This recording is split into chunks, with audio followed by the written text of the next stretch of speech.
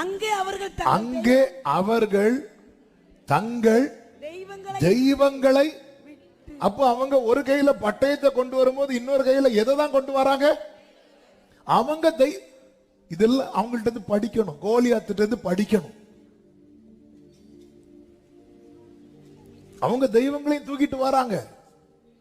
நம்ம சர்ச்சுக்கு பைபிளை தூக்கிட்டு வரதே கஷ்டமா இருக்கு.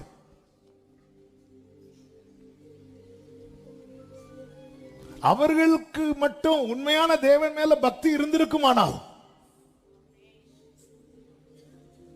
தங்கள் தெய்வங்களை தூக்கிட்டு வராங்க. ஆனாலும் பிரச்சனை என்னதும், இங்க இந்த சைடு நிக்கிறது யாரு? கர்த்தர். கர்த்தாவே தேவர்களில் உமக்கு ஒப்பானவர் யார்? பிரச்சனை வந்ததும் தாவீது அவர்களை என்ன சொல்லி அடிக்கிறான் பாருங்க. தண்ணீர் உடைந்து, இதுதான் பார்வை, இதுதான் பார்வை. ஆண்டவரே என் பக்கத்துல நீங்க மட்டும் தான் நிக்கிறீங்க, அவங்க பாருங்க ஒவ்வொருத்தரும் ஒவ்வொன்றும் தூக்கிட்டு வராங்க. ஆண்டவரே பார்க்கல.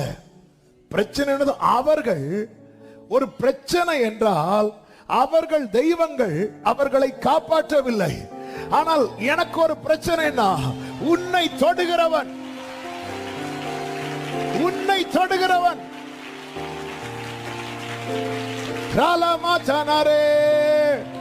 அவர் பெரியவர், அவர் பெரியவர். என் ஆண்டவராக இயேசு கிறிஸ்துவுக்கு நிகராக இணையாக வேறொரு தெய்வம் வானத்திலும் இல்லை, பூமியிலும் இல்லை. முழங்கால் யாவும் அவருக்கு முன்பாக முடங்கும், நாவு யாவும் அவரை அறிக்கை செய்யும்.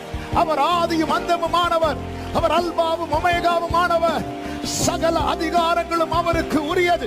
சாவாமை உள்ளவர், சேரக்கூடாத ஒளியில் வாசம் பண்ணுகிறவர், இருந்தவர், இருக்கிறவர், வருகிறவர், நிலையான சிங்காசனத்தை உடையவர், சத்ருவின் தலையை நசுக்கினவர், மரணத்தை ஜெயமாய் விழுங்கினவர், பாதாளத்தை வென்றவர், மரணத்தின் திறவுகோலை உடையவர், அழிவிலிருந்து, அக்கிரமத்திலிருந்து, பாவத்திலிருந்து ஜனத்தை மீட்டெடுக்கிறவர். அவருக்கு நிகரவர் மட்டுமே. Come on church, worship him. Yahweh, Yahweh. Remam Radhanare Elohim El Shaddai Yireh Adonai தம்மை வெளிப்படுத்துவே. ஆமென் சொல்லுங்க பார்க்கலாம். ஆமென்.